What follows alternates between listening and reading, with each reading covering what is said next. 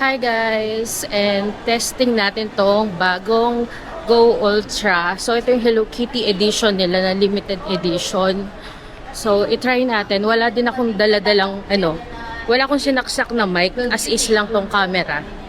Ayan, tignan natin kung okay ba siya. So pupunta kami ngayon sa One Ayala Mall kasi ako dun guys Nagpa-pre-order ako ng Hello Kitty pero nakakuha na ako sa ibang branch. Kaya ito, ginagamit ko na siya ngayon.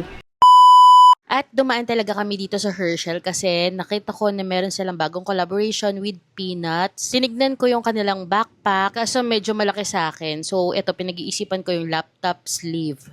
So guys, nandito naman kami ngayon sa SM Department Store. Bibili ako ng bag niya. So yun yung binili namin guys.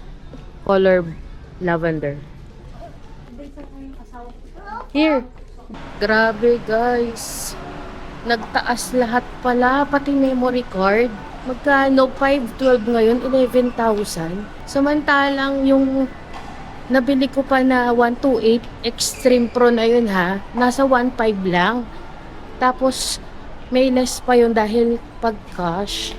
At dumaan din kami dito sa Angko. Ang dami nilang mga cute na mugs dito. Mas cheaper compare sa Flying Tiger.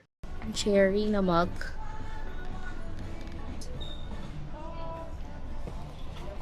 After namin sa Angko, nag-grocery lang kami saglit. Comment down below guys kung malinaw ba or malabo yung video or mga clips ng Insta360 Go Ultra. Or kung mas okay yung dati kong vlog using the DJI Osmo Action 6. Ayun lang guys, bye!